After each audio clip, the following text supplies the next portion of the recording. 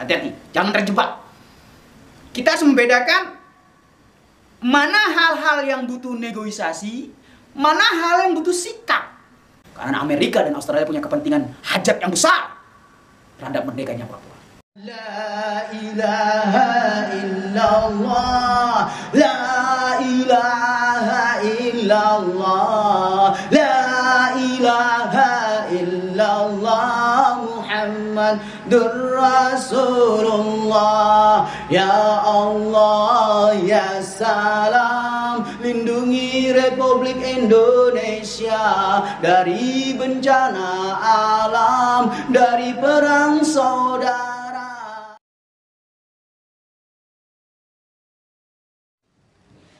Bismillahirrahmanirrahim. Assalamualaikum warahmatullahi wabarakatuh. Papua merupakan daerah yang kaya sumber daya alam. Namun konflik di Papua sudah puluhan tahun tidak kunjung usai. Berdasarkan data dari Kemenko Polhukam, konflik di Papua mulai terjadi pada 1908. Kemudian naik menjadi krisis pada 1954. Lalu Kemenko Polhukam juga mencatat terjadi kekerasan massal pada 1962. Setelah itu terjadi kekerasan massal pada 1977 dalam perang antara Operasi Papua Merdeka dengan TNI Polri. Kekerasan yang ada di Papua menurun setelah 2001. Namun kekerasan kembali muncul pada 2019 setelah adanya kasus rasisme. Data Kemenko Polhukam mencatat selama 3 tahun terakhir, tidak kurang dari 110 warga menjadi korban teror KKB. Sebanyak 95 orang meninggal dunia, terdiri dari warga biasa 59 orang, personil TNI 27 orang, dan personil Polri 9 orang. Mungkinkah ada cara lain untuk menyudahi konflik ini? Lalu bagaimana cara terbaik penanganan Papua saat ini? Mari kita simak tanggapan dari Angkatan Muda Banteng Putih berikut ini. Ibda bil basmalah, bismillahirrahmanirrahim. Sallu ala nabi sallallahu alaihi Muhammad.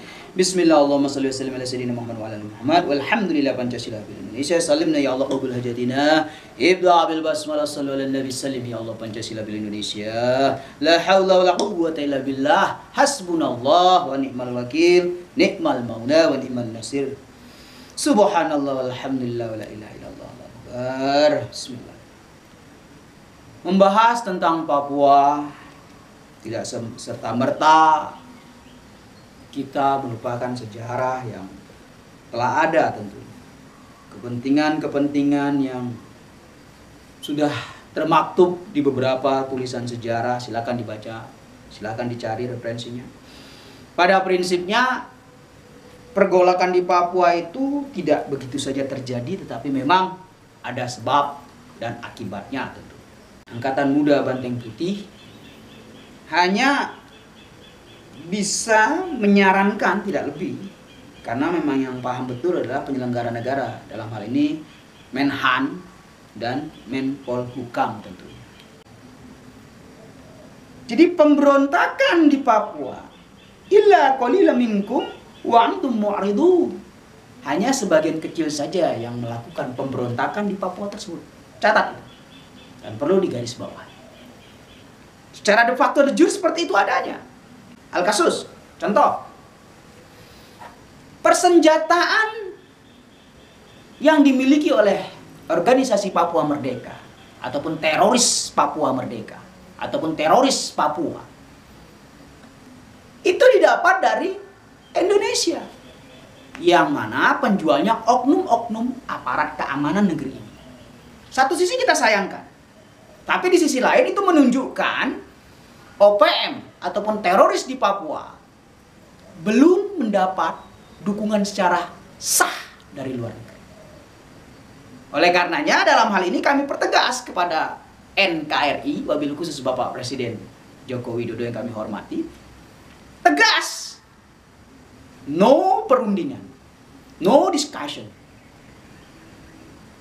Jangan pernah duduk satu meja dengan organisasi Papua Merdeka. Apakah itu namanya diskusi, musyawarah, mufakat, untuk mencapai mufakat, ataupun mengadakan penyelesaian konflik, apapun namanya, jangan pernah mau duduk satu meja dengan organisasi Papua Merdeka ataupun teroris di Papua. Mengapa?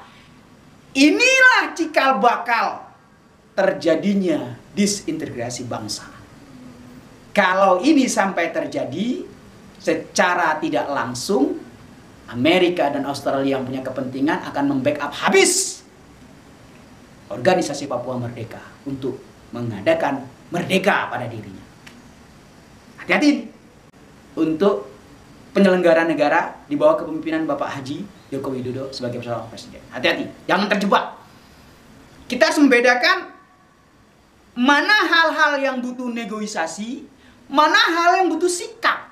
Karena ketika Papua diakui keberadaannya lewat perundingan apapun namanya, maka Papua telah diakui keberadaannya.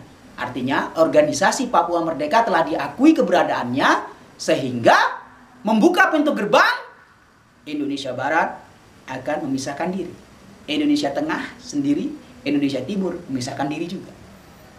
Atau minimal terjadi referendum mendirikan negara federal. Bukan NKRI lagi, bukan negara kesatuan lagi, tapi negara federal. Ini berbahaya. Makanya gerbang utamanya itu Papua sekarang. Uji cobanya. Jika Bapak Haji Joko Widodo sebagai presiden tidak tegas dan memberi toleransi untuk berdiskusi agar menyelesaikan konflik bersenjata, maka persiapkan diri. Indonesia bagian barat akan memperlakukan seperti Papua juga. Mereka akan berbuat yang sama. Walaupun titik masalah sentralnya adalah kesenjangan sosial. Itu tidak bisa dipungkiri. Tapi bukan alasan untuk memberikan referendum kepada Papua. Ingat, beda kelas, beda gaya. Timur Leste sangat jauh beda dengan Papua. Makanya mereka sengaja membuat kekerasan demi kekerasan agar terjadi perundingan. Jangan mau. Loh, kalau begitu nanti kasihan dong aparat-aparat kita yang jadi korban. Subhanallah. Ya ini resiko jadi tentara nasional dan jadi polisi Republik Indonesia. Ya wafat itu resiko. Jangankan tentara, jangankan TNI, jangankan Polri.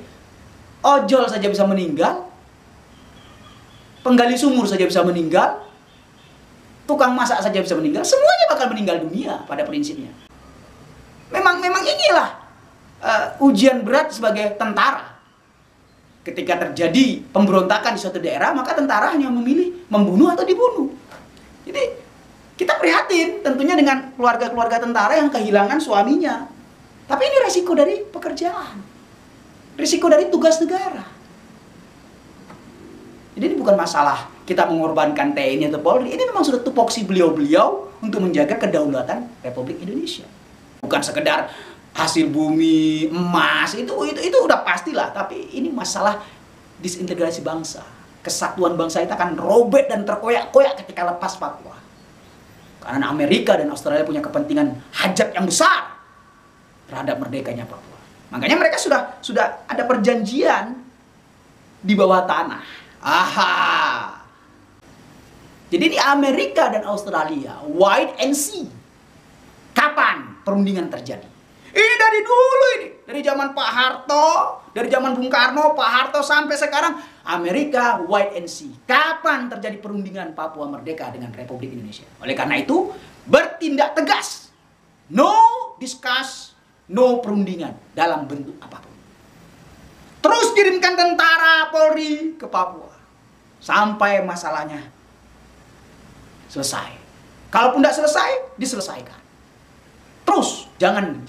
Berapapun tentara Polri yang meninggal, itu resiko dari pekerjaan. Ini harus paham kita. Peta politik seperti ini, peta politik global.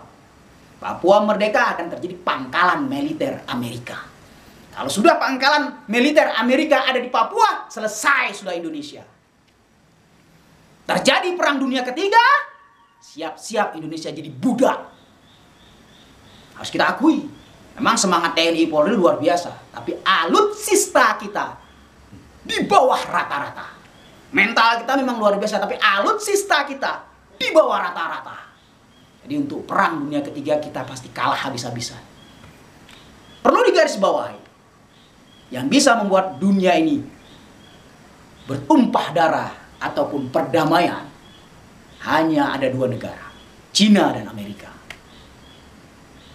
Adapun Rusia itu kebanyakan dia pro ke Cina. Jadi yang diakui itu secara de facto de jure itu dua negara saja, Cina dan Amerika. Tergantung Cina dan Amerika ini. Kalau mereka memulai peperangan, mereka bahaya besar mengancam negara kita. Oleh karenanya, jangan biarkan Papua menjadi pangkalan militer Amerika dan Australia. Ini harus kita pahami bersama. Ini peta politik secara global. Bukan sekedar ingin merdeka mereka. Pahamilah, rakyat Papua itu sangat sederhana pola pikirnya. Ya, mereka itu hanya cukup diberikan tempat satu wilayah untuk bercocok tanam, dibiarkan merdeka, menyembah dengan apa yang mereka yakini, melindungi suku-suku mereka, selesai. Nah, oleh karena itu, kesenjangan sosial tetap terus ada di Papua. Karena orang Papua sendiri yang pejabat-pejabat Papua yang banyak korupsi, itu kan mengambil hak-hak kepala suku dan suku-suku di sana yang dapat jatah dari pemerintah pusat tapi disunat oleh penyelenggara negara di Papua. Jadi ini bukan rahasia umum lagi. Disitulah terjadi pergolakan. Bukan mensejahterakan suku-suku di Papua, dibiarkan. Dan suku-suku di Papua juga nggak ngerti kalau ada bantuan sosial. Mereka nggak ada urusan dengan itu. Karena mereka sudah terbiasa bercocok tanam sendiri, makan hasil keringat sendiri. Ada bantuan syukur, nggak ada bantuan syukur. Makanya disitulah terjadi manipulasi ya, yang besar-besaran di Papua itu. Nah, silakan cek sendirilah berapa banyak pejabat Papua yang ketangkap KPK. Kirim terus pasukan, jangan pernah kendor. Itu penyelesaian di Papua. Karena illa qalilan minkum wa antum mu'ridun. Hanya sebagian kecil dari rakyat Papua itu yang memberontak. Bukan semuanya, sebagian kecil. Yang ngerti pegang senjata itu hanya bisa dihitung puluhan orang. Itu pun dilatih dulu. Yang lainnya pegang tombak, ya, pedang, golok, semacam itulah. Karena mereka memang tidak terlatih untuk bertempur secara modern. Mereka tidak dilatih bertempur secara moderat. Harus dipahami. Illa qalilan minkum wa antum mu'ridun. Jadi kita jangan terprovokasi dengan permainan-permainan mediasi. Biarkan saja. Yang penting tetap ikutin SOP-nya. Kalau sudah di medan tempur, menembak atau ditembak. Selesai sudah. Tidak ada istilah HAM di sana. Justru teroris-teroris Papua yang melanggar HAM, membantai rakyat sipil. Nah, itu harusnya HAM internasional bergerak. Jangan hanya diam saja. Tapi ya itu tadi. Media asing disponsori oleh Amerika dan Australia yang punya kepentingan. Giliran Papua ataupun teroris merdeka, Papua merdeka yang melaksanakan kekerasan, dibiarkan begitu saja. Tapi giliran TNI Polri yang melaksanakan kekerasan, langsung di blow up besar-besar. Terjadi pelanggaran HAM dan lain sebagainya. Nah, inilah, dari segi media asing saja kita kalah. Apalagi pertempuran Perang Dunia Ketiga. Jangan terlalu bermimpi. Oleh karena itu, dengan tidak merdekanya Papua, kita menyelamatkan negara kesatuan Republik Indonesia. Kami tegaskan, kami ingatkan, ketika Papua merdeka, ketika Papua lepas dari Republik Indonesia, maka akan terjadi Indonesia Barat, Indonesia Tengah, Indonesia Timur, yang dinamakan negara Republik Federal. Indonesia Federal lah intinya. Jadi negara bagian jatuhnya. Apa kita mau seperti itu? Nauzubillah, semua nauzubillah. Semoga NKRI tetap utuh. Kuncinya jaga Papua sampai titik darah penghabisan. Semangat TNI, semangat Polri. Sallu ala Nabi sallallahu alaihi wasallam. Alhamdulillahirabbil alamin. Barakallahu.